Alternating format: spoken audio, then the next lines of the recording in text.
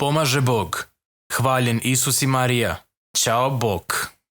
Ja sam Hrvoje Ferković, Manjina medija, Srpska TV Zagreb. Večeras imamo jednu malo kontroverznu temu, ali nadam se da neće biti jako kontroverzna. Moj gost je primarijus doktor znanosti Ljubomir Radovančević. Nažalost moram poslužiti se s papirom da navedem sve njegove. Gospodin je stalni sudski vještak, specijalist neurolog i psihijatar, subspecijalist socijalne psihijatrije, bivši predsjednik i utemeljitelj Hrvatske udruge za promicanje pacijenata i ima još raznih funkcije koje je gospodin obavljao, ali da ne zamaramo gledatelji s time. Mislim da smo koncepirali kao u tri teme. Prvo ćemo govoriti nešto malo o Severini Vučković, njenoj karijeri, njenim malo usponima, padovima i slično. U drugom dijelu ćemo se baviti ulogom oca u odrastanju djeteta, a treća tema bi bilo kako zamišljamo samostalnog oca u 21. stoljeću.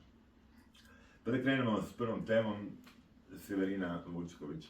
Mislim da svi dovoljno znamo o njoj, znamo da ju je otkrila Lepa Smoje u Splitu kao mladu djevojku koja je pokazivala velike potencijale da bude na pozornici, da se bavi glazbom.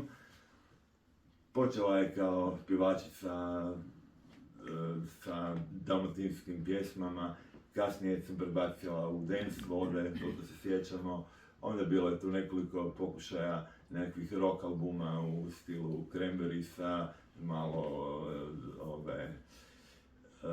irske muzike i svega toga. Kasnije smo se prebacili opet na balade od Zrinka Tutića ili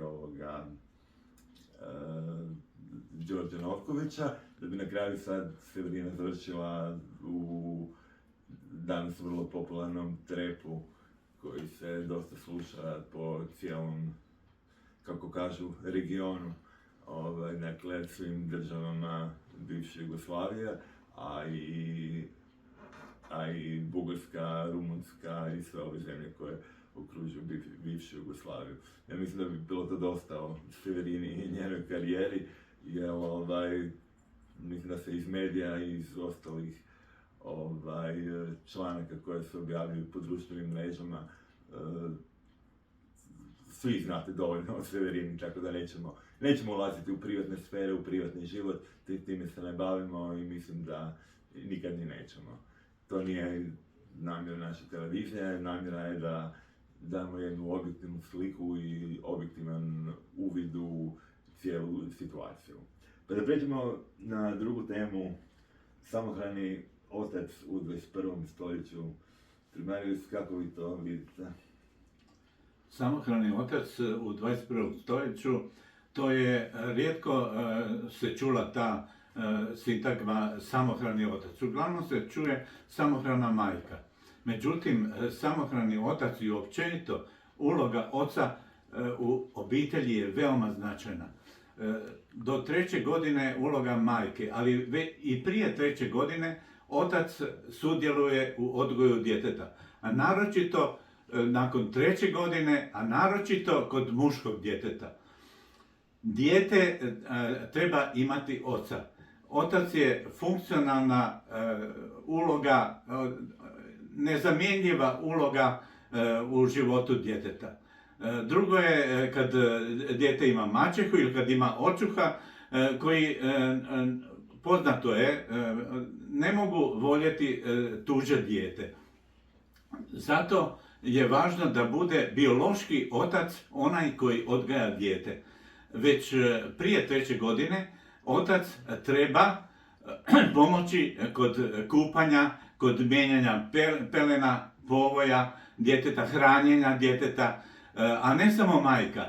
Meni supruga nije, recimo, dozvoljavala da kupam djecu. Imam 2 sina. Ali to mi je i nedostajalo, ali nisam se htio nametati. Poslije sam itekako sudjelovao u odgoju djeteta, u brizi za djecu. Ne samo što sam priskrbljivao materijalna sredstva za djecu, za odgoj, nego sam i izvodio djecu u šetnju, u park, u dječje igralište. Sa vožnjom biciklom smo išli, sa psom, šetali smo, penjali smo se jedanput do Sljemena, nismo stigli do vrha. Kod Puntijarke smo stali i spustili se. Uglavnom na moru smo se zabavljali sa takozvanim špricalicama, jedni druge špricali, gađali se sa bobicama, sa drveća koje smo brali, plivali, učio ih plivati, sunčali se, kupali se, radili na spravama, vježbali, tako da nisam izostajao i u odgoju djece, u odgoju sinova, ni na koji način. I kasnije kad su krenuli u školu, brinuo sam o njihovom uspjehu u školi, pitao sam šta ste danas učili u školi, kako je bilo u školi, i kasnije sam pratio ih kroz razvoj. Naročito je važna uloga oca. Nisam samohrani otac, da se razumijemo, ali samohrani otac je ostao sam. On mora o svemu voditi brigu i on većinom slučajeva zadovoljava potrebe djeteta, naročito muške, bolje i više nego samohrana majka. Samohrana majka je ostavljena sebi, pogotovo ako muž ne želi plaćati alimentaciju, izbjegava. Isto tako, on ne smije da zabranjuje supruzi da posjećuje dijete, da brine o djetetu. Ako uopće je ona blizu, ona izbjegava to najčešće, ako je on samohrani otac. S druge strane, kad dođe pubertet, latencija isto je važna, to je od 3. godine do puberteta po Freudu, period latencije, ali u pubertetu počinje seksualni razvoj djeteta i tu je uloga oca isto tako veoma značajna, veoma važna, jer on i uči i svojim primjerom i educira djecu u spolnom životu. Tako da se on, dijete, sin, kćer, pravilno razvija, da ne zastranjuje nekud, da ga ne zavode neki homoseksualci ili u tom osjetljivom periodu. Homoseksualizam je po meni stečena navika, ne urođena, što mnogi homoseksualci tvrde, da je to hereditarno. Međutim, ja smatram, čitao sam mnogo knjiga, ta me tema zanimala. Knjiga koju su pisali homoseksualci i naravno da oni govore pro domo sua, da oni vodu tjeraju na svoj mlin i onda izokreću istinu. Ali po mom iskustvu iz knjiga, iz čujenja, iz čitanja, smatram da je homoseksualnost stečena osobina. Zavođenje starijeg muškarca od mlađeg muškarca. Tako je u sjemeništima, tako je u engleskim koleđima. Međutim, ako postoji neka sklonost u samom biću, onda ono pristaje na to, na tu protuprirodnu, neprirodnu jednu aktivnost. To se događa. Međutim, imao sam pacijente, regrutirao sam i zatvorenike u zatvore, iz Gline, mlade. Jedan mi je rekao, nije dozvoljavao da mu neki homoseksualac priđe. Imali su takav običaj da u škripac stisnu glavu drugog zatvorenika i onda ovaj je nemoćan i onda ga ovaj siluje zapravo. Ali kada ne pristaje, on unaprijed zna šta će se desiti. I rekao mi je taj, da se on branio i lopatom od takvih nasrtljivaca. Dalje, u adolescenciji također je važno da otac, naročito samohrani otac, da razgovara sa svojom djecom, bilo to ćerke, bilo sinovi, da ih i dalje uči, da ih dalje usmjerava, da im pomaže i materijalno, i duhovno, i psihički. To je nezamjenjiva uloga. Nema neko da bi mogao zamijeniti. Očuh, ja recimo ne bi mogao prihvatiti tuđe dijete, ne bi mogao. Ima ih koji mogu, koji nemaju svoje biološke djece i koji su rastavljeni, koji su otuđeni i oni prihvaćaju. Međutim, prihvatiti, ima puno viceva o očusima koji su na zlom glasu kao i maćehe. Recimo zla maćeha u Pepeljugi i tako dalje, u bajkama. Isto tako u očusi, recimo vic, kaže, pita jedan drugoga, jer ti znaš plivat?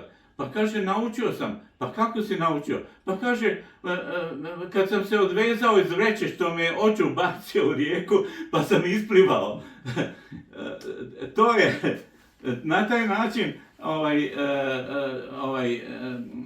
samohrani otac treba brinuti o svojoj djeci, materijalno ih pomagati, skrbiti za njih, educirati ih, odgajati ih, treba biti pedagoški obrazovan da zna kako će to učiniti. Isto i samohrana majka, ali samohrani otac je, kažem, važniji u odgoju i u obrazovanju djeteta nego samohrana majka. Stoga je sudska odluka da se sud odluči nakon vještačenja etičkoga, nekorumpiranoga, da sudski vještak dobro procjeni ličnost i oca samohranog i majke, da vidi kakvi su oni po ličnosti. Ako su loši po ličnosti, ako su beskarakterni, ako su nemoralni, ako su zli u naravi svoje, onda sudski vještak kao psihijatar, nepotkupljiv, on onda odlučuje kome će dijete ostaviti, prepustiti skrbništvo. A majka onda može financijski sudjelovati kao i otac, kome nije dosuđeno dijete, mora plaćati alimentaciju. Mnogi nisu, i poznate ličnosti, nisu priznale svoje, što kažu ružno, klopile, fačuka, bastarda, jer oni su oplodili tu ženu. Ona ih je možda lovila za muža. Najvažnije je za ženu da se dobro uda i da ostvari materinstvo. Jer to je njena biološka funkcija, najvažnija funkcija u njenom životu. Međutim, ako ona ne uspije uloviti muža budućeg, to je u primitivnim sredinama, da kažem, onda ona ganja, ona ide roditi. Vidjeli smo u onom filmu ginekološkom kako u 9. mjesecu nemoralni ginekolog uništava plod u utrobi, u maternici djeteta, jer je ona se nadala da će se smilovati taj nemoralni otac, začetnik djeteta. Do zadnjih časa ga ucjenjuje, on ne pristaje i onda ginekolog ubija to dijete i ono se mora rasparčati u maternici i izvući dijelove njegovog tijela.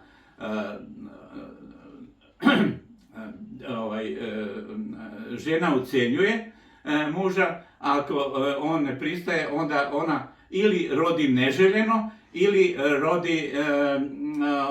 učini abortus. Abortus je fenomen koji crkva zabranjuje. Zabranjuje i kontracepciju, što je čudno, a primitivne osobe ne brinu o kontracepciji. muškarac ne nosi prezervativ sa sobom kad treba, žena ga lovi, neće ona ići na pilulu, ići na druge načine sprečavanja začeća, nego hoće začeti, hoće da barem začne, pa da onda ucenjuje muža ili muž, budući taj partner, pristaje da će se oženiti s njom. U Švedskoj postoji običaj da neće se oženiti muškarac ako nije žena začela, ako dijete nije već na putu. I to se događa. Događa se da ženi pred oltarom pukne vodenjak i da se lokva se stvori pred oltarom, jer to je početak poroda. I onda žena sa trbuhom, što kažu, do zuba, ide, ipak se uda u zadnji čas, kad i partner vidi da će ona roditi, da ne pristaje, nije pristajala ranije na abortus, i onda je mora oženiti. I onda se rastavu, jer nisu se dobro upoznali, tek kad su počeli živjeti, onda su se upoznali i onda ne poznaju samu sebe, ne poznaju jedan drugoga i onda nikako ne mogu, kažu, neslaganje naravi. Nikako se ne mogu u braku složiti. I onda dolazi do rastave. I kako?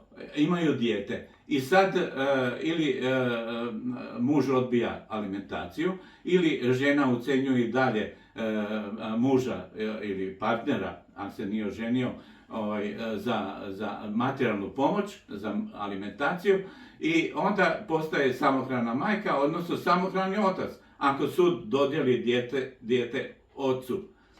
Gordana Buljan-Flander, psihološkinja koja je doktorirala, je došla na zao glas jer je dodeljivala dijete muškom partneru, i ona je onda izbačena iz svoje funkcije kao direktorica toga centra, i ona je zapravo, ja smatram, koliko znam, da je ona pravedno odlučivala kome će dodijeliti dijete. Možda je navijala za mušku stranu, a to nije rečeno, ni u medijima, nije poznato. Doktore, može jedno ovako pitanje. Ako idemo sa pretpostavkom da vjerujemo hrvatskom pravosuđu, kako da spriječimo utjecaj raznih medija, raznih organizacija koje utječu na odluke sudova? Kako bi se to uredilo u Hrvatskoj? Jer vidimo da u ovom slučaju o kojem recimo danas govorimo, da se radi o tome da ženske udruge, mediji, društvene mreže jako utječu na to. Kako da uklonimo taj utjecaj na pravosuđe? Prvo, mediji moraju biti neutralni.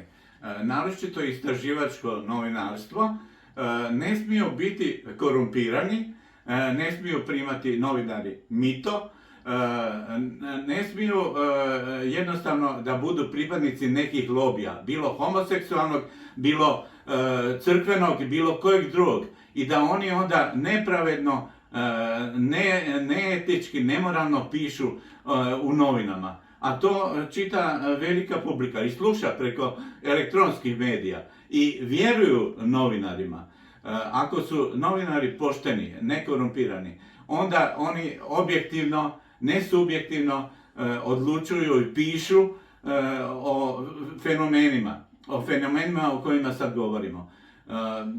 Ako loše pišu, onda je taj, što ste rekli, uticaj i na mase i uopće na javnost i na javno mišljenje, mnenje, da oni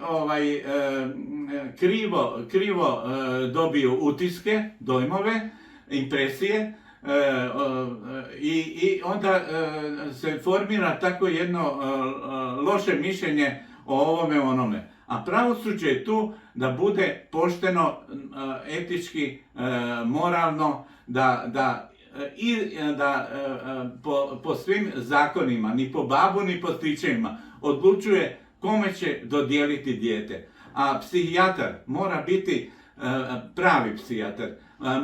Kirurg ima skalpel, a psihijatar ima ličnost. I on ima obrazovanje i samoobrazovanje. Nije dovoljno samo položiti ispite na medicinskom fakultetu. Nije dovoljno položiti specijalistički ispit. Mora se obrazovati. Medicina je vječni studij. Mora stalno učiti. I on mora naučiti što je psihijatrija, što je ličnost, šta je osobnost nekoga, kako otac, samohrani otac, mora formirati ličnost svoga djeteta, mora ga usmjeravati, mora znati kako ga educirati, kako ga obrazovati, da izraste u zrelu, samostalnu, samosvojnu, samopožrtvovnu i self-esteem da mu stvara, da on zna. Ako je muško, da zna da je muško. Ako je žensko, da zna da je žensko. I ako je muško, da bude ponosan na taj svoj spol i žensko da bude ponosan za svoj spol. Žene su ravnopravne, nisu jednake. One su biološki različite od muškarca i ne mogu one biti, oni samo pravno mogu biti jednake.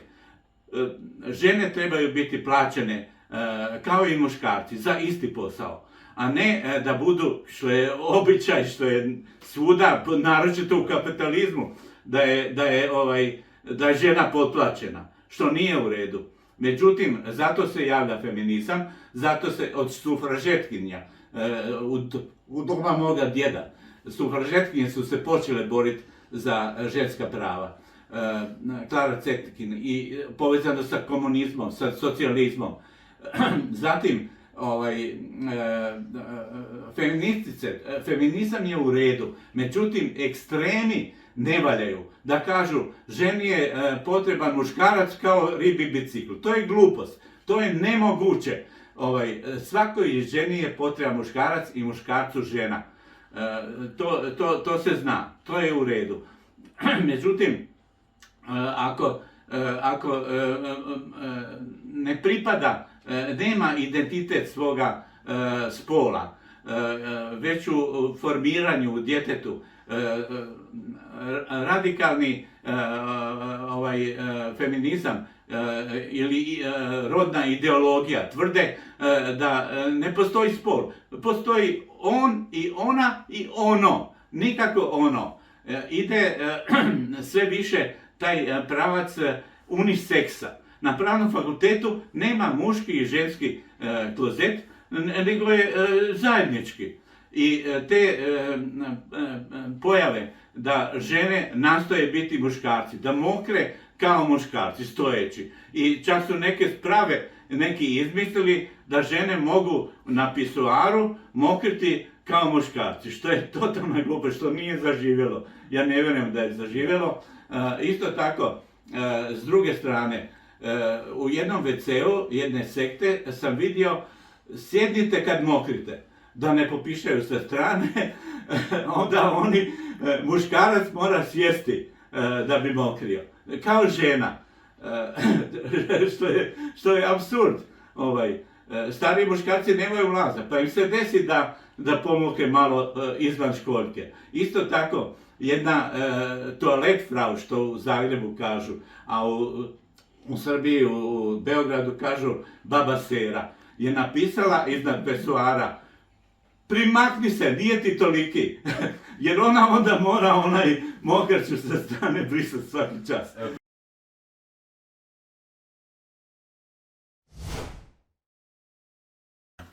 Oprostite što vas prekidam, ali morali bi se sad vratiti na našu temu. I ovdje imamo slučaj djeteta koje 46 dana nije bilo u školi. Mi ne znamo da li je dijete dobilo adekvatnu psihološku, čak možda i psihijatrijsku pomoć. Kako bi vi riješili taj konkretan problem u ovom slučaju? To je jedan primjer, egzemplar, paradigma zanemarivanja djeteta od samohrane majke, bilo koje majke.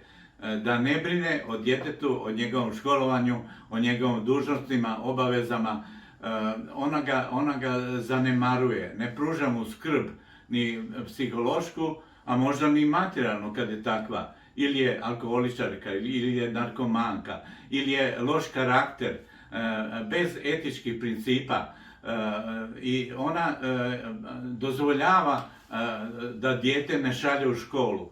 Dijete ne zna, dijete sluša svoju majku koja je njemu idol, kao što je inače idol otac muškom djetetu i ženskom.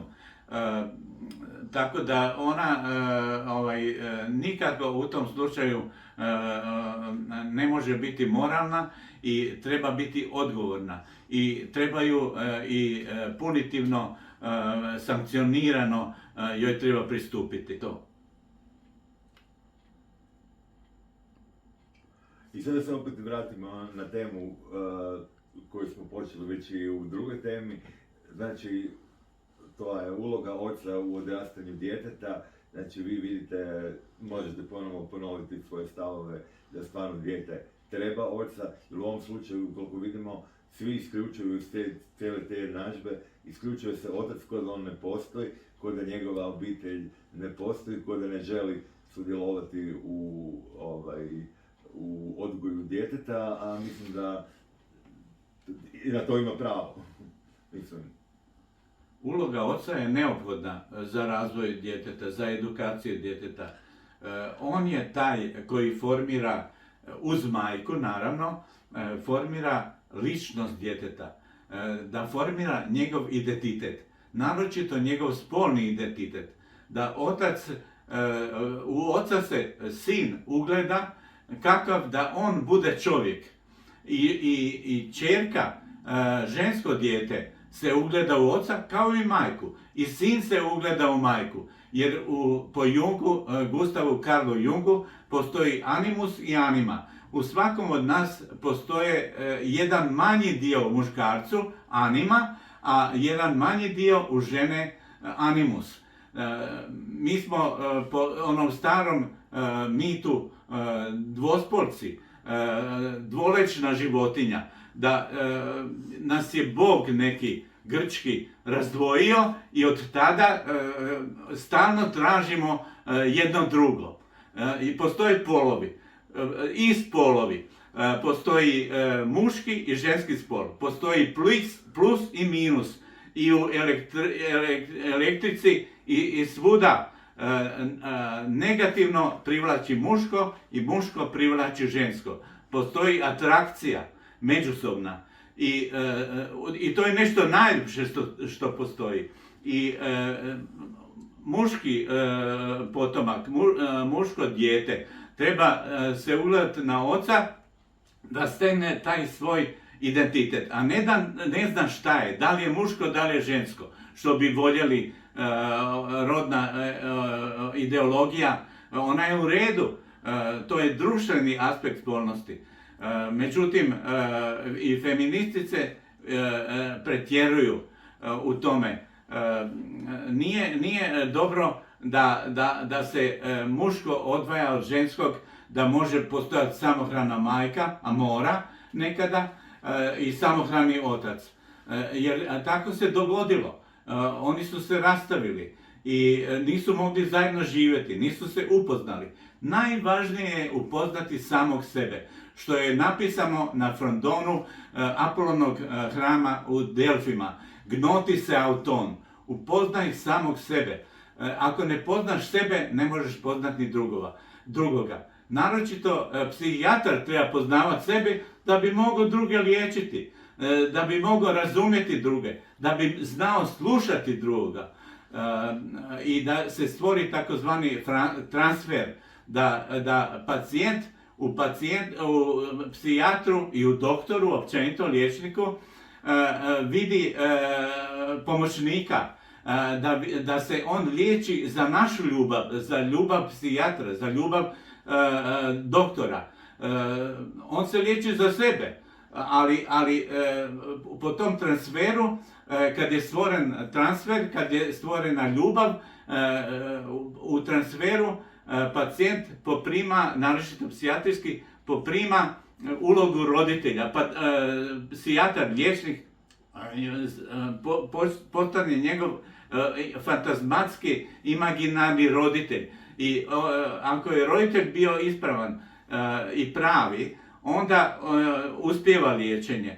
I tako da se on liječi zato što nas voli i mi njega volimo. Ne može psihijatar i liječnik biti neutralan, neljubazan, odbijajući, alijeniran od pacijenta. Mora se zbližiti s pacijentom, mora ga pustiti da govori, da dugo sluša ili da leži na kauču pa da pušta slobodne asocijacije, da govori besramno šta god mu padne na pamet. I to treba 45 minuta i 1 sat, 60 minuta da slobodno govori. A psihijatar onda koji sjedi njemu iza leđa u fotelji i može interpretirati povremeno, nekad. Ili na kraju seanse, ili na kraju terapije, o onome šta je čuo. Ali pacijent već puštajući te slobodne asocijacije također se izventilira, se liječi i razrješava svoj unutrašnji konflikt, svoj unutrašnji kompleks koji je stekao u ranim danima svog života. Čak i prije 3. godine života, koja je odlučujuća prelomna, a naročito i poslije razne traume, razne psihotraume, razna ostavljanja djeteta gladnog, žednog, mokrog, u pelenama, nenahranjenog, što se događa u jaslicama kad njegovateljice ne brinu od 40 djece.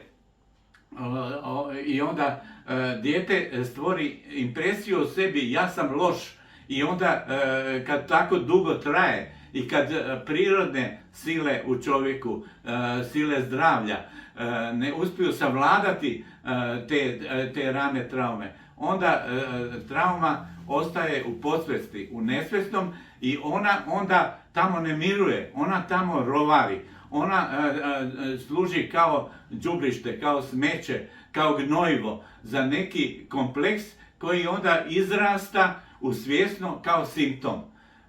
Međutim, nije dovoljno riješiti simptom. Ima o tome također viceva, ali treba korijenito riješiti svaki slučaj u korijenu.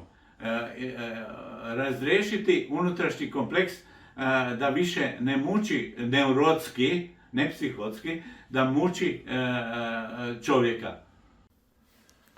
Maris, ja bih vama zahvalio večeras na vašem gostovanju. Vama hvala. I nadam se da ćemo još surađivati i da ćete i dalje biti gosti u našim emisijama. Kad će biti razne neke druge teme, možda nešto ugodnije od ova je bila malo kontroverzna, ali vjerojatno će biti i ugodnijih tema. I za kraj, Srpska TV Zagreb poziva sve pravoslavne muškarce da se pridruže u molitvenim susretima u prve subote u ožujku, koji se održavaju diljem Hrvatske,